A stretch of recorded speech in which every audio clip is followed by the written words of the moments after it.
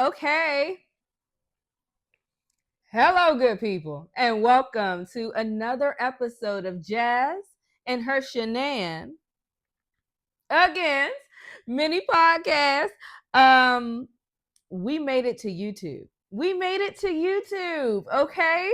If you're here from IG, you know that greeting is the standard greeting of all things when it comes to me talking about whatever it is I'm talking about. And if you're new here, I am Jazz, and I hope that you stay with us and that you subscribe because here we have a good time. We talk about things, whatever it is you want to talk about. We share stories.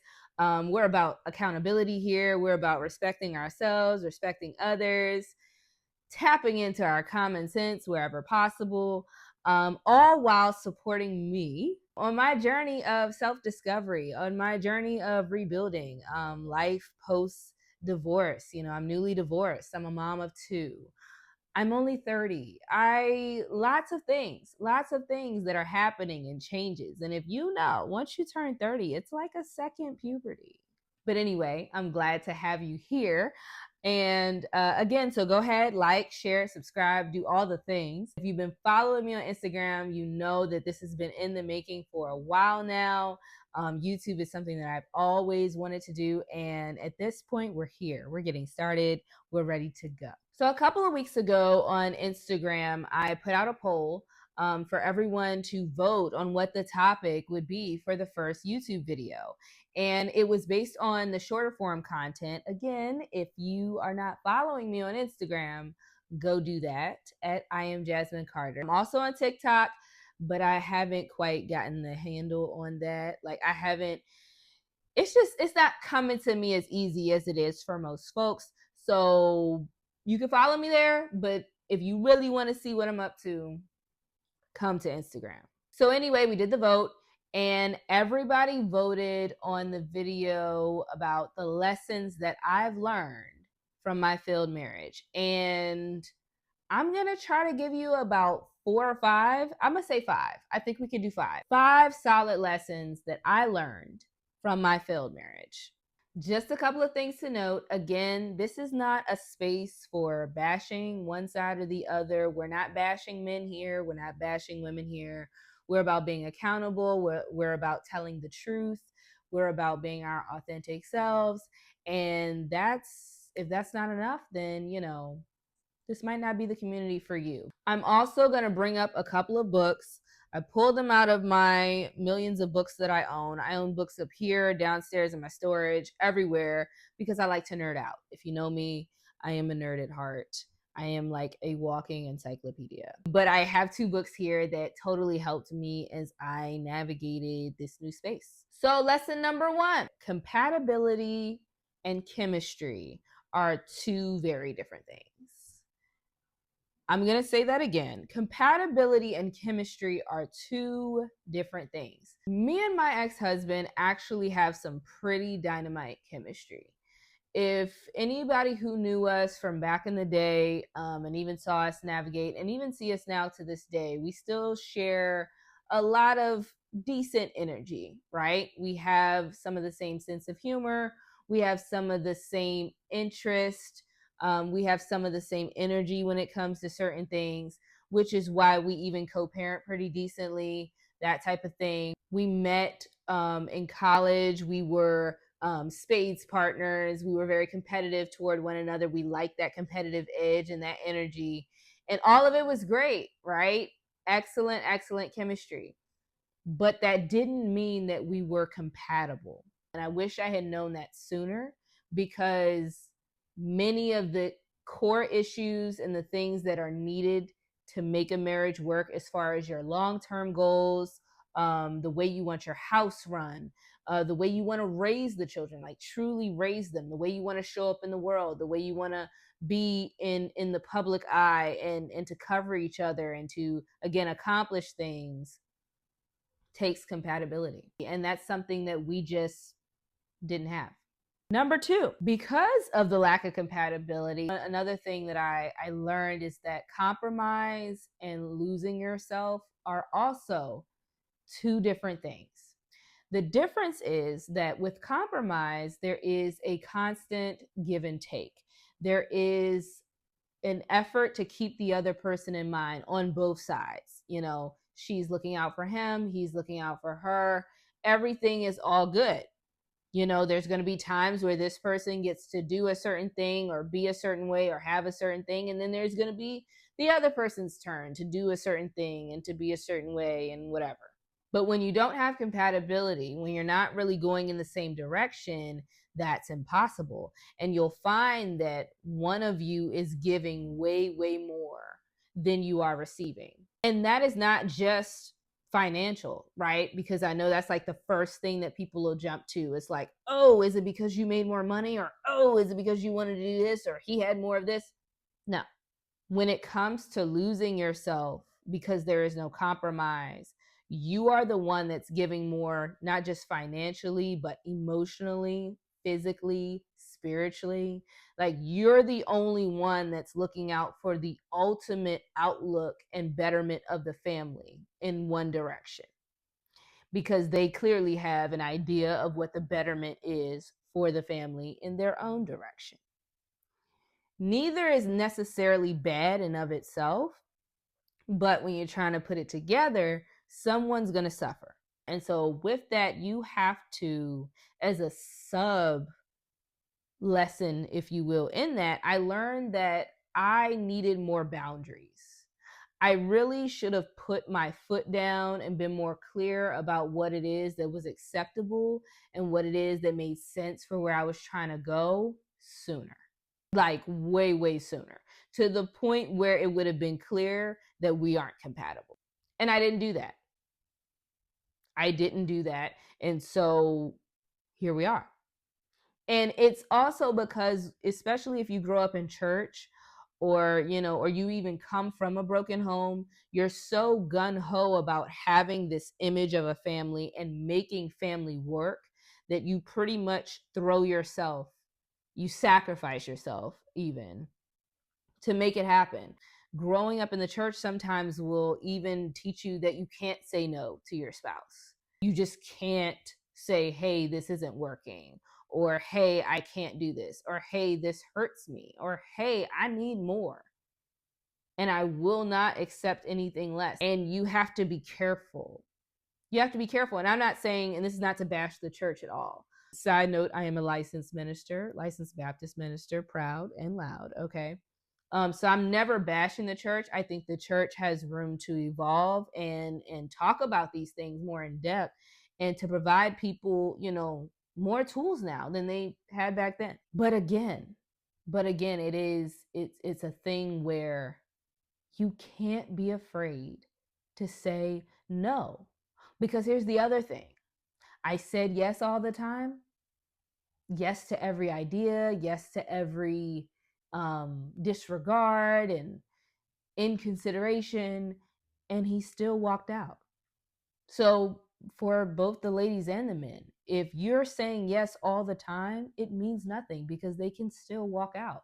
But at least if you say no some of the time and they walk out, you can at least know that you stood for something and that you loved yourself enough to not throw everything away for somebody who clearly doesn't care about you anyway. And so this flows right into number 3. Be honest. Every step of the way, be honest about what's not working. Now, I'm not saying do that in a nagging way. Do not wake up every day and immediately start out with complaints with your spouse. However, if something is genuinely not working, if you are drowning, if you can't take it anymore, if you need something different, be honest about it. Fellas, if you don't like her attitude, if you don't like the way your house is being run, if you don't like the way your children are being treated, now don't get me wrong, it's going to be tough. But you got to be honest about it, because you're hurting no one but yourself. And if you have children, you'll find that they were actually hurting right alongside with you. Ladies, again, I know we have a tendency, you know, in our nature as women to be very sacrificial. We give and we give. We'll change our hair up. We'll change the way we dress. We'll change the way we talk. We'll stop hanging out with this friend and that friend and so on and so forth, because we want it to work. One of the most heartbreaking things I experienced was in being a minister. I became licensed and joined the church of my ex, which is probably a whole nother video. Let me know in the comments if you want me to make one about that. In being there, we were pretty much the only young family. And when I say young family, I mean husband, wife, children who attended on a pretty regular basis, right? And when it got to the point where I was licensed and my ministry started to take on a different shape and form, and it really meant something to me, I found that we started to truly drift in two different directions. And instead of me being honest about the fact that it wasn't working, that he wasn't showing up for me, that it wasn't working, that he was sort of doing things that were anti my path forward in ministry, I found that I was just looking more and more ridiculous, feeling more and more ridiculous each and every Sunday. I was literally covering and practically lying about where he was, what the deal was, why things weren't a certain way. And it was tearing me apart. And again, went through all of that just for it to be over anyway. So be honest. Number 4, growth is only possible where you are watered. So this kind of goes back to that compromise thing. If you are in a space where you are the only one pouring and pouring and pouring, as we know, you cannot pour from an empty cup. You just can't. And people will try to make you feel bad about having different ideas and different goals and ideas and all the things. They will try to make you feel bad about that because they're not on the same level. And when I use the word level, I'm not saying like up or down per se, but really you can be in different spaces than people. And for some people, getting a job, working that 9 to 5, coming home, eating the same thing for dinner every day, going to church on the weekend, maybe running an errand or two, is enough for them week after week. And that doesn't make them a bad person, but that's what they want.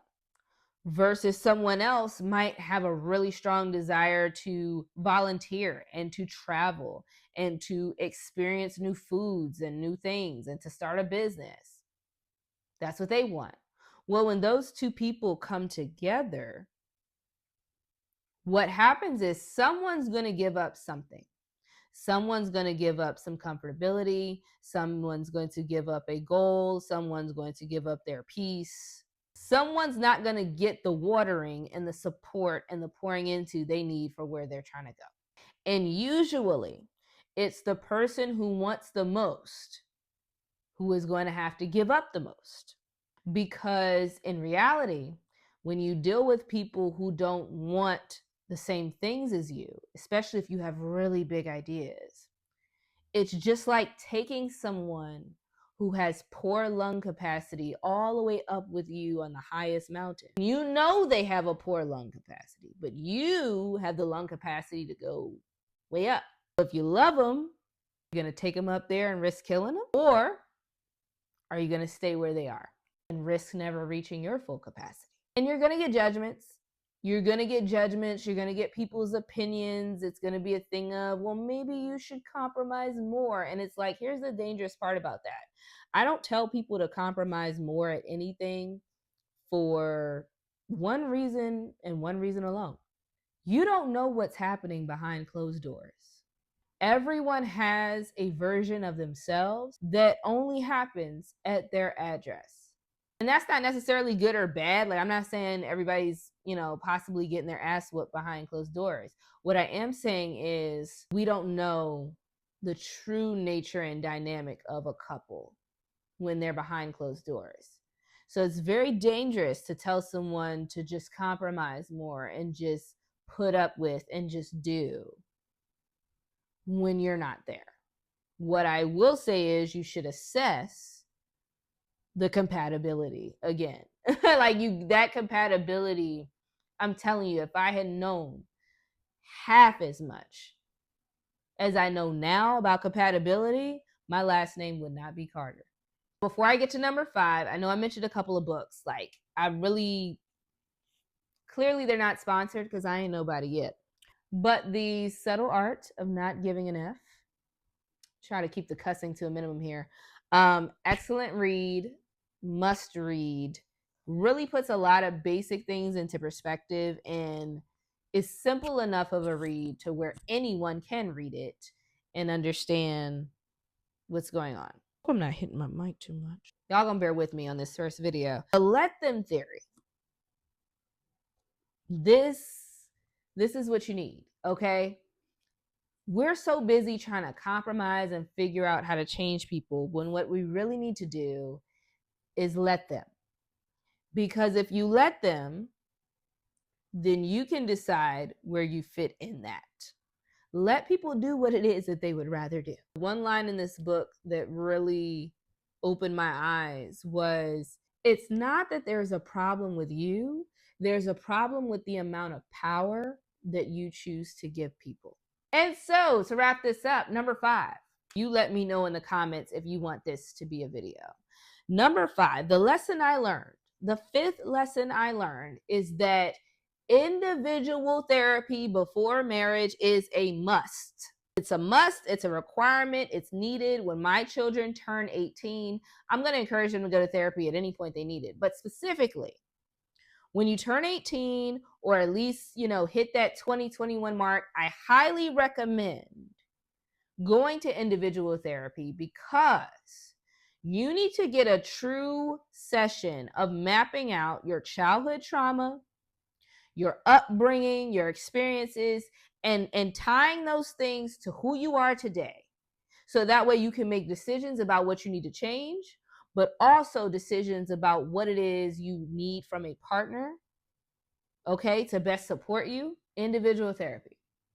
I can't even begin to tell you. I don't have time in this video to tell you how impactful that has been. If I only knew that from the beginning, my God, I would not have so many nights where I cried trying to figure out what was wrong with him, or why couldn't he just, or why is he always, who gives a damn?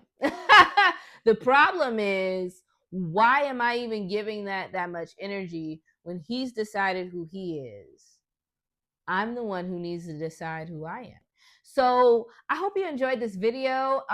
It was awesome. If you made it this far, you obviously love me and you need to subscribe.